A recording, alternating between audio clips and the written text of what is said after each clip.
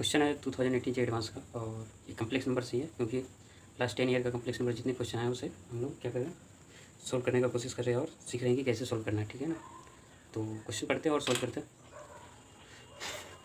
Question है let S T R be non zero complex number क्या है।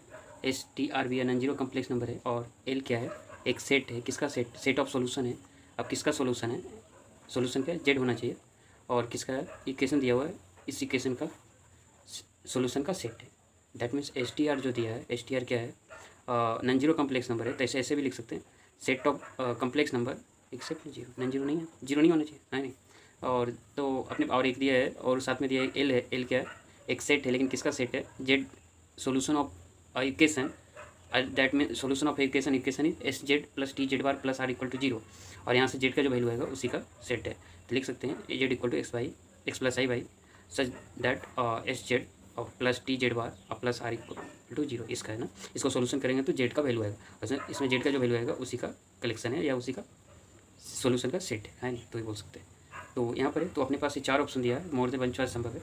तो बोला था which of the following statement is are true. तो कौन से चार ऑप्शन स्टेटमेंट दिया? प्रत्येक ऑप्शन में एक स्टेटमेंट है। ईच स्टेटमेंट कौन सा ट्रू होगा फॉल्स होगा, दोनों में से कुछ भी हो सकता है नहीं। देखो ट्रू होगा तो ट्रू वाले को चूज करनी है और फॉल्स वाले को रिजेक्ट करना है। तो क्वेश्चन को पहले क्या करते हैं, जो दिया गया इक्वेशन है उसे सोल्व करने का कोशिश करते हैं अपने पर, क्योंकि पता है एल को ही निकालना, अल्टीमेटली एल ही निकालना है। एल निकालेंगे तो एल कैसे निकालेंगे, क्योंकि एल क्या है? Solution of set of solution है। और सेट ऑफ सोल्यूशन मीन्स किसका सोल्यूशन? इक्वेशन का। किस इक्वेशन का? एस जेड और plus T Z bar plus R equal to zero, इसका सोल्यूशन है नहीं, इसका सोल्यूशन। अब इसका सोल्यूशन कैसे निकाले कम्प्लेक्स इक्वेशन में, तो थोड़ा बहुत आइडिया होगा। तो इसमें क्या करते हैं, पहला तो ये कर सकते थे Z equal to X plus I Y का यूज करके बना सकते हैं, है नहीं। और यहाँ पर एस टी आर क्या है? नॉन जीरो कम्प्लेक्स नंबर है, तो इसका भी ध्यान रखें। तो आप क्या कर सकते थे, ऐसा भी कर सकते हैं, एस बराबर S non zero complex number, तो एस बराबर लिख सकते हैं S one plus I S two. T बराबर लिख सकते हैं T one plus I T two. और आर बराबर लिख सकते हैं R one plus I T R two, ये भी लिख सकते हैं। और इसको यहाँ पर पुट कर देंगे। यहाँ पर दिया हुआ एस टी आर क्या है? नॉन जीरो कम्प्लेक्स नंबर दिया हुआ है पहले से ही। तो ये तो पता है कि एस टी आर क्या होना चाहिए? कांस्टेंट होनी चाहिए। एस टी आर कांस्टेंट होगी, लेकिन इतना तो पता है कि जब a non zero complex number constant है तो यहाँ पर क्या बोल सकते हैं, यहाँ पर जब पुट करेंगे तो जेड बराबर एक्स प्लस आई बाई है। अब इस एक्स प्लस आई बाई है तो एक्स और बाई का वैल्यू निकालना है, तभी तो सोल्यूशन आएगा ना। जेड का वैल्यू कैसे निकालें? एक्स और वाई का वैल्यू निकालना। तो आप क्या कीजिएगा, जब इसको एस टी आर का वैल्यू इसमें पुट किया, एक्स प्लस आई वाई का वैल्यू पुट किया, तो यहाँ एक्स और वाई का वैल्यू आएगा। एक्स और वाई का वैल्यू आएगा, उसके आधार पर आप क्वेश्चन को सोल्व कर सकते हैं।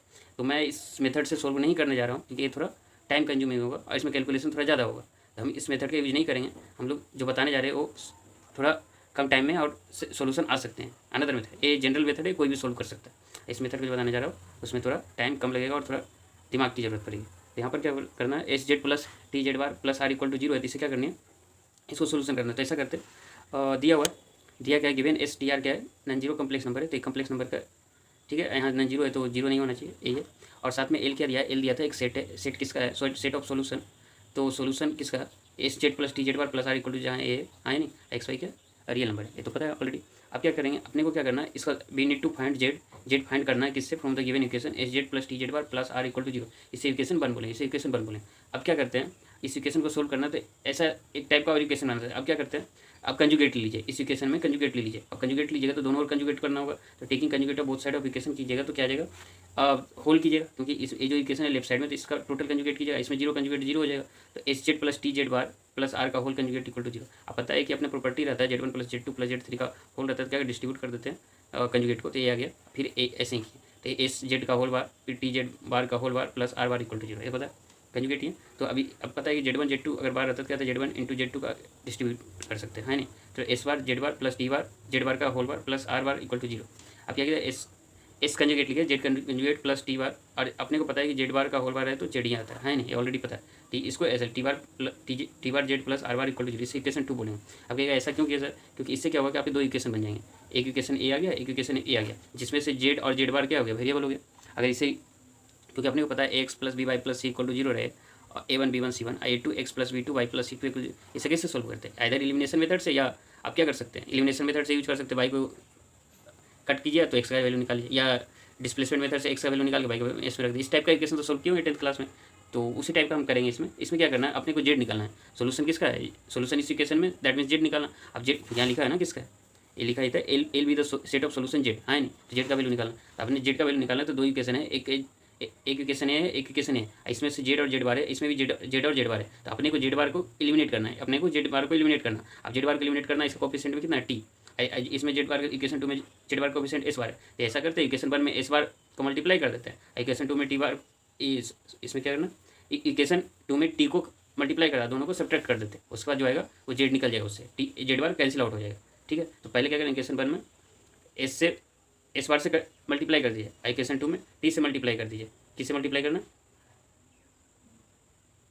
टी से मल्टीप्लाई करना। अब इसको करके क्या करते हैं, डू ऑपरेशन, कैसे ऑपरेशन करेंगे, एस बार इक्वेशन 1 को एस बार से मल्टीप्लाई करना, इक्वेशन 2 को टी से मल्टीप्लाई करते हैं। अब इसको मल्टीप्लाई कीजिएगा तो जेड का वैल्यू निकल जाएगा। देखिए कैसे, अब पता है इक्वेशन 1 का लेफ्ट साइड में क्या है, S Z plus T Z bar plus R, तो उसको एस बार से मल्टीप्लाई करें, एस बार से मल्टीप्लाई किया S Z plus T Z bar plus R minus, फिर इक्वेशन 2 है, इसमें से टी से multiply, S bar Z bar T bar Z plus R bar equal to 0। तो पुट एक कीजिए, तो अपने पास आ जाएगा S bar S Z plus S bar Z, S bar T Z bar plus S bar R minus इस कीजिए, इस टाइप आएगा। जब आएगा तो इसमें से देखिएगा एस बार टी जेड बार, इसमें एस बार टी जेड बार, ये दोनों सेम है लेकिन अपोजिट साइड में तो कैंसिल आउट हो जाएगा, है नहीं।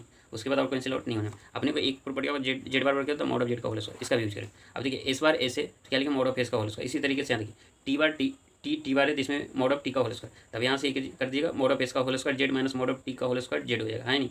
अब फिर एस बार आर है और यहाँ पर माइनस टी आर बार है, तो इसको इधर भेज देते हैं, ये दोनों को इस साइड भेज देते हैं, राइट साइड में। तो इसको इस साइड भेजेगा तो क्या जाएगा, माइनस का प्लस हो जाएगा, T R bar minus negative हो जाएगा, माइनस एस बार अपने पास ये आ गया। अब इसके बाद आगे देखते हैं, हमने जेड ही निकालना है तो आगे की ओर देखते हैं। देखिए आगे की ओर देखिएगा तो कैसा आ जाएगा। अब इसमें क्या करना था, इसमें जेड कॉमन कर लीजिए, इसमें जेड कॉमन कीजिए तो क्या जाएगा, मॉड ऑफ एस का whole square minus mod of T का होल स्क्वायर इंटू जेड, तो ये और यहाँ पर कीजिएगा मॉड ऑफ एस का whole square minus mod of T का whole square into Z T R bar minus S bar R, है नहीं। अब ये जेड का वैल्यू आ जाएगा, हमें पता है कि आर एस टी क्या था, कॉन्स्टेंट था, constant non zero complex number थे, है नहीं। तो ये जब पता है तो इसमें से क्या आ गया, ए जेड इक्वल टू इस टाइप का आ गया। अब लेकिन अब ये कांस्टेंट आ गया तो अब इसमें से डिपेंड करेगा, क्योंकि पता है कि जेड बराबर ये है तो ये वैल्यू ए क्या है, ये वैल्यू जीरो भी हो सकता है नहीं, डिनोमिनेटर जीरो भी हो सकता है और नोमिनेटर भी जीरो हो सकता है। तो इसमें से कंडीशंस बनेंगे और उसी कंडीशन को देखना पड़ेगा, उस कंडीशन के हिसाब से अपने सेट ऑफ सोल्यूशन बनेंगे। नहीं समझ में। अब क्या है, Z equal to T bar minus S bar R है divided by mod of S का whole square minus mod of T का होल स्क्वायर है।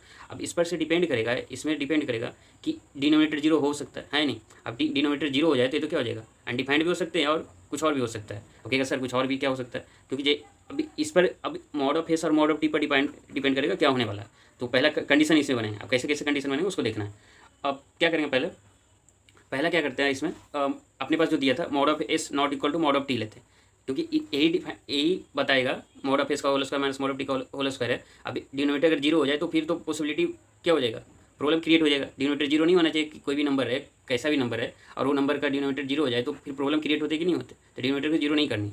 अगर डिनोमिनेटर जीरो हो जाए तो केसेज बनेंगे, और डिनोमिनेटर जीरो ना हो तो भी केसेज बनेंगे। तो वो दोनों केसेज को देखने हैं।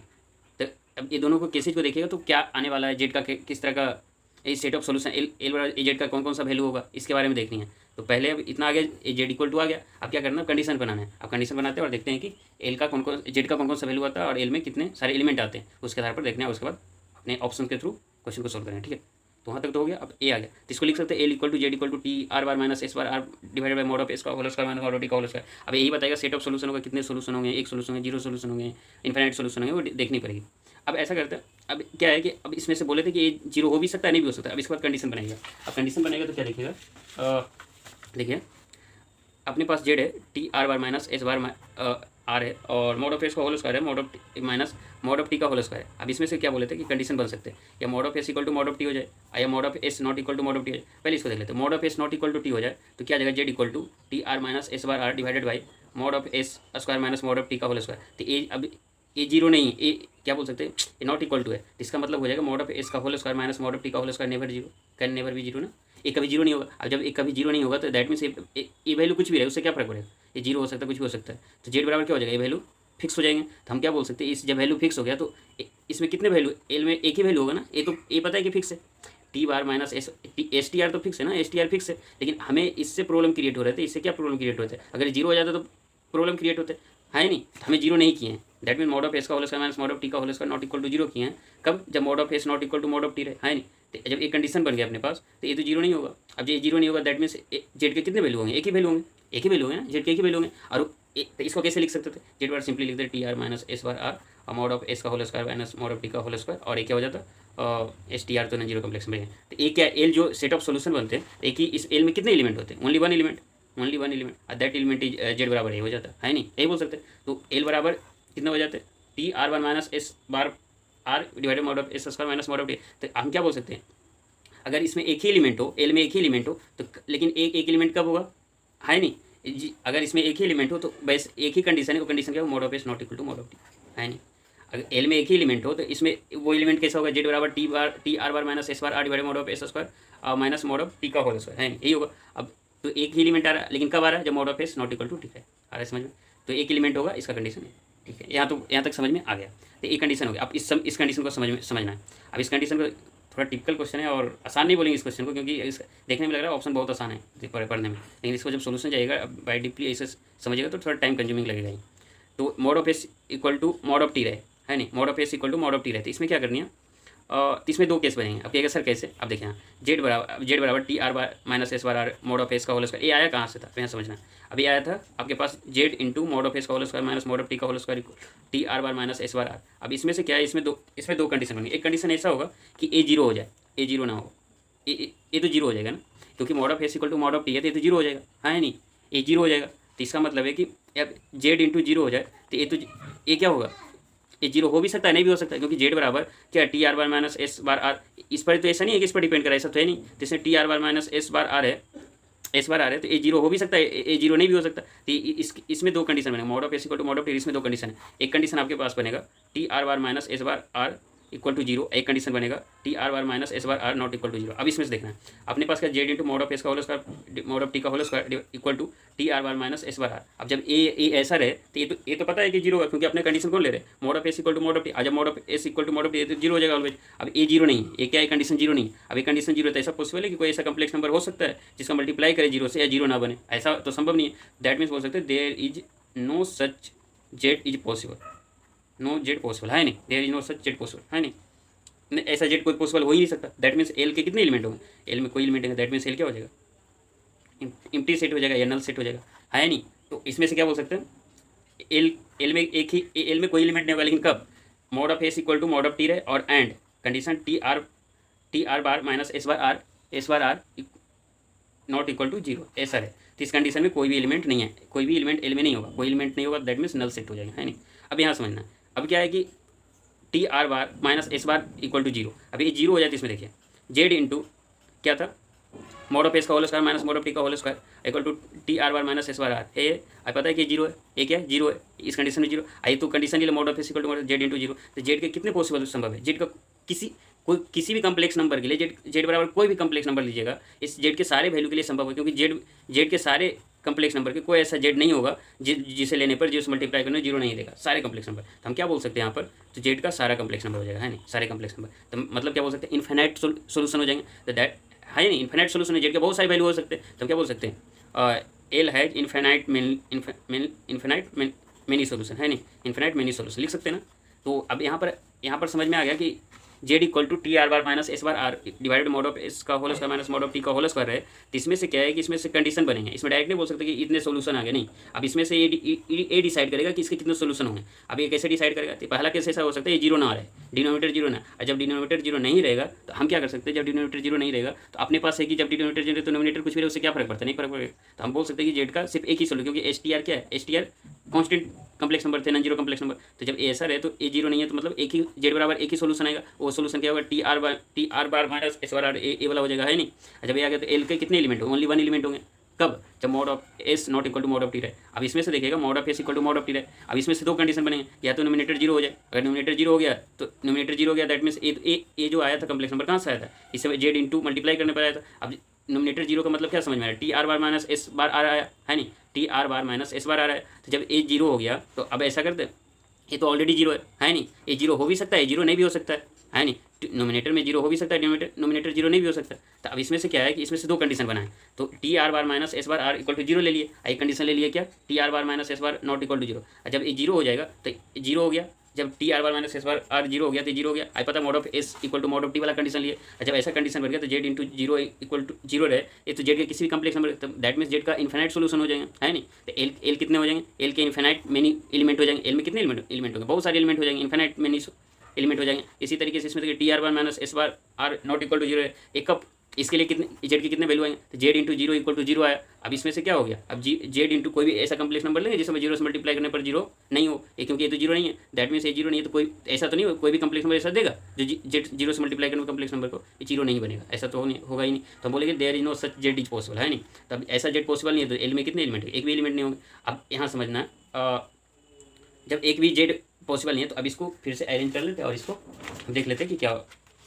क्या क्या होने वाला है, ठीक है। तो ऑलरेडी हम लोग देख चुके हैं, तो यहाँ पर देखते हैं, हम ऑलरेडी डिस्कस कर चुके हैं। तो इसमें क्या कर सकते हैं, एक कंडीशन ऐसा हो सकता है, L has exactly one element कब रखेंगे, जब mod of S not equal to mod of T है नहीं। L has exactly one element, that means Z का यूनिक सोल्यूशन होगा, है नहीं, जेड का यूनिक सोल्यूशन, लेकिन कब, mod of S not equal to mod of T है, ऑलरेडी देख चुके हैं। ये क्या रिप्रेजेंट करेगा, जेड इक्वल टू कोई भी एक्स प्लस आई वाई, ये क्या रिप्रेजेंट करता है, एक किस चीज़ को रिप्रेजेंट करता है, एक पॉइंट को रिप्रेजेंट करेगा। जब एक्स और वाई क्या है, कांस्टेंट है, एक पॉइंट को रिप्रेजेंट करेगा, तो हम क्या बोल सकते हैं, जो रिप्रेजेंट करेगा ये क्या करेगा, एक पॉइंट को रिप्रेजेंट करेगा, एक पॉइंट को रिप्रेजेंट करेगा, है नहीं। एल जो होगा यहाँ पॉइंट को रिप्रेजेंट करेगा। अब यहाँ देखिए, एक mod of S equal to mod of T रहे, अब इसके लिए दो कंडीशन बनाए थे, T R bar not equal to S bar R, है नहीं, एक कंडीशन बनाए थे, that means T R bar minus S bar R equal not equal to zero, एक कंडीशन बनाए थे। अब इस कंडीशन में क्या देखे थे, L has no element, already देख चुके हैं ना, एल हैज नो एलिमेंट, है नहीं। ऐसा जेड पॉसिबल ही नहीं कि जीरो से मल्टीप्लाई करने पर जीरो नहीं बनेगा, ऐसा हो ही नहीं सकता, जीरो ऑलवेज जीरो ही होगा। तो हम क्या बोले, एल हैज नो एलिमेंट था, तो एक आ गया था, एक था कि T R bar minus S bar R equal हो जाए। और जब ऐसा कंडीशन बनते तो जेड के इन्फिनाइट मेनी सोल्यूशन हो रहे थे, है नहीं। अब जब इन्फिनाइटली मेनी सोल्यूशन हो रहे तो एल में कितने टाइप का एल बन रहा था, एल कितने टाइप का बन रहा था, एल बन रहा था, एक हो रहा था, एल कितने टाइप का बन रहा था, एक बन रहा था ओनली वन सोल्यूशन, वन ही वन सोल्यूशन से एलिमेंट, या वन ही वन एलिमेंट हो रहा था इसमें, में एक आ रहा था नो एलिमेंट, एक आ रहा था इन्फिनिटली मेनी एलिमेंट। तो इधर क्या हो जाएगा, एक ही एलिमेंट होगा, या नो एलिमेंट होगा, या इन्फिनिटली मेनी एलिमेंट होगा। अब इस कंडीशन में देखिएगा, अगर इन्फिनिटली मेनी एलिमेंट होगा तो जेड कहाँ लाई करेगा, किस पर, सर्कल पर लाई करेगा, लाइन पर लाई करेगा, कहाँ लाई करेगा, उसके बारे में देखते हैं। ठीक है सर, ये क्यों देखना है, क्योंकि ऑप्शन में ये सारे ऑप्शन दिए हुए हैं, ठीक है। तो क्या होगा, जेड है infinitely many element, many solution हो जाएगा, जेड का बहुत सारे वैल्यूज हो जाएंगे, है नहीं। तो हम क्या बोलेंगे, वी नीड टू, अब क्या करना है, जेड कहाँ लाई कर रहा है, we need to check where Z lie, कहाँ लाई कर रहा है। तब क्या करेंगे, हमें पता है कि क्या टी आर बार, ये कंडीशन कहाँ से लाए थे, mod of S equal to mod of T, उसके बाद T R bar equal to S bar R लाए। अब यही करते हैं, T R bar equal to S bar R है। और इक्वेशन अपने पास जो दिया गया इक्वेशन कैसा था, इक्वेशन दिया था, कैसा इक्वेशन था S Z plus T Z bar अब plus R equal to zero. अब इसी में से इसी का यूज करेंगे, अब देखिए कैसे यूज करें। अब हमें पता है S Z plus T Z bar plus R equal to zero, हम क्या करते हैं, आर बार से मल्टीप्लाई करते हैं। अब क्या सर क्यों मल्टीप्लाई करते हैं, क्योंकि अपने को यूज करना T R bar equal to S bar R, इसको यूज करेंगे तभी पता चलेगा जेड कहाँ लाई कर रहा है। तो अब पता है S Z plus T Z bar plus R equal to zero, R bar से मल्टीप्लाई कीजिएगा तो क्या आ जाएगा, S R bar Z plus T R bar Z plus R into R bar Z equal to zero. Zero से multiply कीजिए R bar को तो जीरो ही आएगा, है नहीं, इतना तो पता है। अब S R bar Z plus S bar R Z bar plus mod of, क्योंकि पता है कि जेड बार क्या होता है, मोड ऑफ जेड का होल स्क्वायर होता है। अब इसमें से कि S R bar Z plus S bar R Z bar plus mod of A आ गया। अब क्या करना है, यहाँ से अपने को क्या करते हैं यहाँ पर, अब क्या करते हैं, एस बार आर को हम ए मान लेते हैं, कोई एक कम्प्लेक्स नंबर ए मान लेते हैं, एस बार आर को एक कम्प्लेक्स नंबर ए मान लेते हैं। अब ए मानिएगा तो A equal to S bar R लिखे। अब ए बार निकालिएगा, क्या करते हैं यहाँ पर, अब ये सर ऐसा क्यों कर रहे हैं। अब आपको एक चीज़ पता होगा, A bar Z plus A Z bar अब प्लस कोई भी real number C equal to zero, C क्या रियल नंबर है, ऐसा कोई रहता है तो एक किसको रिप्रेजेंट करता है, एक लाइन को रिप्रेजेंट करता है नहीं। हम यही दिखाना चाह रहे हैं कि जो जेड है, जेड एक लाइन को रिप्रेजेंट कर रहा है नहीं। अब दिखाना नहीं चाह रहे, ऑलरेडी इस टाइप के इक्वेशन बन रहा है, इसलिए हम बोलेंगे कि लाइन पर लाई कर रहा है। अपने को चाहिए क्या कि चेक करना है कि जेड कहाँ लाई कर रहा है। तब अब क्या सर ऐसा क्यों कर रहा है, क्योंकि अपने पर जो ऑप्शन दिया है इसका भी यूज होगा, इसलिए निकाल रहे हैं, ठीक है। तो S R bar Z A हो गया, तो अपने पास क्या किया, एस बार आर को ए मान लिया, एक कम्प्लेक्स नंबर मान लिया। अब ए बार निकाले तो अपने पास आ गया क्या, ए बार निकालेगा तो होल कीजिएगा तो इसमें क्या आ जाएगा, ए बार आएगा एस आर बार आएगा, कैलकुलेट कर लीजिए, आपको ऑलरेडी बता चुका हूँ उसमें। S A bar equal to S R bar आ गया, तो अपने पास ए क्या आ गया, एस बार आर, और ए बार क्या आ गया, एस आर बार आ गया। अब यहाँ पर देखिए अपने पास क्या, S R bar Z plus S bar R Z bar, है नहीं। तो एस आर बार को लिखिएगा ए बार, ए आ रहा है, ए बार आ रहा है। अब फिर क्या कीजिएगा, एस बार आर बराबर क्या लिखिएगा ए, तो अपने पास A bar Z plus A Z bar plus mod of R का होल स्क्वायर, है नहीं। अभी क्या है, एक रियल नंबर अभी जस्ट बताया था, A bar Z plus A Z bar plus C equal to zero रहे और सी रियल नंबर है, तो किसको रिप्रेजेंट करता है, एक स्ट्रेट लाइन को रिप्रेजेंट करता है। दैट मीन्स हम बोल सकते हैं जो जेड है कहाँ पर लाई कर रहा है, एक स्ट्रेट लाइन पर लाई कर रहा है नहीं। बताइए यहाँ तक परेशानी है नहीं, मुझे नहीं लगता होगा। एक क्या करेगा, एक लाइन को रिप्रेजेंट करेगा, ये जेड क्या रिप्रेजेंट करता है, लाइन को रिप्रेजेंट करता है। दैट मीन्स इन्फिनिट सोल्यूशन तभी तो आ रहा है समझ में। तो हम क्या बोल सकते हैं कि ऑलरेडी इतने सारे कंसेप्ट सीख चुके हैं, तो अब क्या करते हैं, समराइज कर लेते हैं और उसको ऑप्शन देखते हैं और कौन सा ऑप्शन होगा सही उसे करेक्ट होगा या नहीं होगा उसे चेक करते हैं और आंसर फाइंड आउट करते हैं कौन सा होगा। अब क्या ऑलरेडी हम लोग अब क्या कर सकते हैं, L has only one element, it represent क्या करेगा, लाइन को रिप्रेजेंट करेगा। ए कब करेगा, mod of S not equal to mod of T, already देख चुके हैं। एल हैज नो एलिमेंट कब, there is no such Z exist है नहीं, तो mod of S equal to mod of T रहा है। लेकिन और कह रहे R bar T equal not equal to R bar not equal to S bar R, एक कंडीशन में आ रहा था, नॉट इक्वल टू में आ रहा था है नहीं, तो एक कोई भी एलिमेंट नहीं हो रहा था। इसके बाद L has more than one element then it has infinitely many element है नहीं, तो विच रिप्रेजेंट ए लाइन, ये क्या कर रहा था, एक लाइन को रिप्रेजेंट कर रहा है। इतने सारे देख चुके हैं, तो अब एक लास्ट है उसे समराइज करते हैं और ऑप्शन में आते हैं और सोल्व कर लेते हैं। तो अपने पास ये तो क्लियर हो गया। एल को क्या आ रहा था, एक पॉइंट आर डिनोट कर रहा था, नो नल सेट डिनोट कर रहा था, आर एक डिनोट कर रहा था, लाइन को डिनोट कर रहा था। अब इस चीज़ को देखते हैं और सोल्यूशन देखते हैं। पॉइंट को, ये point means only one solution, only one solution कब, mod of S equal to mod of T not equal to आ रहा था। इसमें क्या आ रहा था, mod of S equal to mod of T आ रहा था, और साथ साथ में क्या आ रहा था, R bar S equal to S bar T आ रहा था। ये था ना, क्या था, यही था, T R bar equal to S bar आ रहा था। यहाँ पर एस बार आर था, एस बार आर था equal to T R bar था, यही था। तो इस कंडीशन को ये पता है, इस कंडीशन में लाइन को रिप्रेजेंट कर रहा था। इतने सारे ऑप्शन में आता है, आपको सोल्व करते। देखिए अपने को क्या बोला था, if L has exactly one element then mod of S not equal to mod of T, ये तो सही है ना। एल ओनली वन एलिमेंट को रिप्रेजेंट कर रहा था, ओनली वन एलिमेंट हो रहा था, दैट मीन्स वन पॉइंट हो रहा था कब, तब जब mod of S equal to mod of T है। ये तो ऑलरेडी देख चुके थे, तो सही है। अब क्या mod of S equal to mod of T रहे, तो then L has infinitely many element नहीं, इसके लिए दो कंडीशन बने थे। एक बन रहे थे R bar S bar R आ रहा था, और एक आ रहा था टी आर बार, एक आ रहा था एस, एक क्या आ रहा था, S bar R not equal to T R bar, दो कंडीशन बन रहे थे। तो इस कंडीशन के लिए S bar R equal to T R bar के लिए आ रहा था infinitely many solution, not equal to के लिए नो सोल्यूशन आ रहे थे। तो हम ऐसा नहीं बोल सकते mod of S equal to mod of T हो जाए तो infinitely many solution, many L has infinitely many element, ऐसा नहीं बोल सकते। तो हम क्या बोले, ऑप्शन नंबर बी गलत है। अब क्यों आ रहा था ऑलरेडी देख चुके, बहुत ब्रीफ डिस्कशन किया यहाँ पर। तो L has infinitely many element, तो ऐसा तो नहीं है, इसमें दो कंडीशन थे, पार्टिकुलर कंडीशन इस कंडीशन के लिए इन्फाइनेटली मेनी एलिमेंट आ रहे थे, लेकिन इसके लिए नहीं आ रहे थे। तो ऑलवेज नहीं बोल सकते कि ये क्या होगा, ऑलवेज इन्फाइनेटली मेनी एलिमेंट होगा, एल इन्फाइनेटली मेनी एलिमेंट नहीं होने वाले, ऑलवेज। ठीक है, तो यहाँ पर क्या लिख सकते हैं, क्यों ऐसा बोल रहा हूँ, क्योंकि अगर इक्वल रहे तो ये बोल रहा है कि अगर ये इक्वल रहे तो ये क्या करेगा, L has infinitely many element, ऐसा नहीं हो सकता है नहीं। कुछ पार्टिकुलर कंडीशन इसमें लिखता विद स्पेसिफिक कंडीशन, तो बोलते हैं सही है, लेकिन नहीं ऐसा लिखा। Then number of element in L intersection, अब देखिए ये अच्छा है स्टेटमेंट है, इसको देखते हैं। अपने पास क्या बोला, number of element in L intersection Z such that mod of Z minus one plus I equal to 5। एक क्या है, एक सर्किल को रिप्रेजेंट करता है। मैं आ रहा हूँ, number of element L intersection इस सेट के साथ कितना है, एटमोस्ट 2 होगा, ज़्यादा 2 होगा। अब देखते हैं क्या होने वाला। अपने को पता है एल क्या रिप्रेजेंट करता है, पॉइंट को रिप्रेजेंट करता है। पॉइंट मीन्स पॉइंट ये, इसमें क्या नल सेट है, नल सेट है, और क्या है, और इसके बाद लाइन है, लाइन को रिप्रेजेंट करता है। और इसमें से क्या है, और इंटरसेक्शन इससे कराना किससे, मोड ऑफ जेड, एक सेट है mod of Z minus one plus I equal to 5, इस ए, और यही सेट है जेड का, इसमें जेड का, इसमें। ठीक है, अब इसमें से देखिएगा एक क्या रिप्रेजेंट, अपने को पता है Z minus Z not equal to R रहे, जहाँ जेड नॉट क्या होता है, सेंटर होता है, और आर क्या होता है, आर क्या होता है, रेडियस होता है, आर क्या होता है, रेडियस होता है। ये ऑलरेडी पता है हम लोग, है नहीं, ये ऑलरेडी पता है। तो एक सर्किल को रिप्रेजेंट करता है नहीं, तो जब सर्किल को रिप्रेजेंट करते हैं, यहाँ पर जब देखिएगा जेड माइनस को मतलब जब माइनस वन प्लस वन हो जाएगा, माइनस आई हो जाएगा, और इक्वल टू 5 हो जाएगा। तो जेड नॉट कितना हो जाएगा, 1 माइनस आई हो जाएगा, और यहाँ पर आ जाएगा R equal to 5। That means एक सर्किल को रिप्रेजेंट करेगा, और अपने को इसी का इंटरसेक्शन कराना है।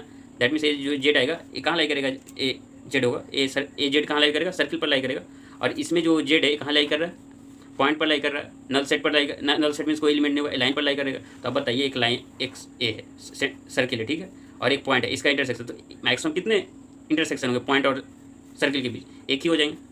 अगर पॉइंट और इसके बीच एक ही पॉइंट होगा, इंटरसेक्शन है नहीं, तो हम बोल सकते हैं इस पार्टिकुलर कंडीशन में एक क्या हो जाएगा, एटमोड इंटरसेक्शन कितना हो जाएगा, सिर्फ ओनली 1 पॉइंट। लेकिन जैसे ही एक सर्किल है और एक लाइन है, क्योंकि एल किसको रिप्रेजेंट कर रहा है, एक लाइन को रिप्रेजेंट भी करेगा, है नहीं, तो ये लाइन को जब रिप्रेजेंट करेगा, तो बताइए एक लाइन और सर्किल के बीच का मैक्सिमम इंटरसेक्शन पॉइंट कितना हो जाएंगे, तो हम क्या बोल सकते हैं, जो एल इंटरसेक्शन है और for all Z such that mod of Z minus one plus I equal to 5, इसके लिए एक तो एक पॉइंट हो सकते हैं, 0 हो सकते हैं, क्योंकि 0 नल सेट के लिए आएगा, इंटरसेक्शन 2 हो जाएंगे। तो मैक्सिमम कितने इंटरसेक्शन पॉइंट होंगे, 2, तो मैक्सिमम इंटरसेक्शन पॉइंट 2 हो जाएंगे। यही बोला है कि number of element in L intersection Z such that mod of Z minus one plus I equal to 5 is at most 2। That means हम बोल सकते हैं इसमें क्या हो जाएगा, मैक्सिमम 2 हो सकते हैं। तो ये स्टेटमेंट सही है, मैक्सिमम 2 हो सकता है, मिनिमम 0 हो सकता है। तो L has more than one element then L has infinitely many element है, ये तो सही, क्योंकि पता है कि एल में क्या था, आइदर ओनली 1 एलिमेंट थे, ये mod of S not equal to mod of T के लिए, या 0 एलिमेंट थे।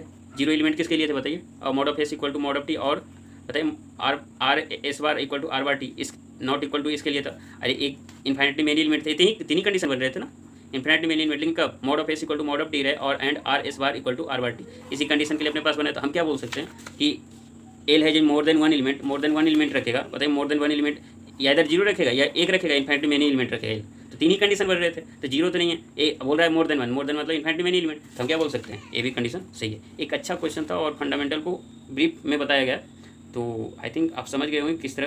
एक डिफिकल्ट क्वेश्चन बोलूँगा इसे, आसान क्वेश्चन तो नहीं बोल सकता या आया बना लिए, नहीं देखिए ऐसे तो मारने का कोई भी बना सकता है क्वेश्चन को, कहेगा कि नहीं ये हो गया, नहीं वैसे नहीं होने वाला, इसको सही में सीखना था, इस क्वेश्चन को इतना डिस्कशन करने की ज़रूरत थी, ऐसा नहीं है कि बोल दिया हो गया, नहीं। आई थिंक आप समझ गए, अगर नहीं समझे तो एक बार आप वीडियो को रिवाइंड करके देख लीजिएगा। Thank you.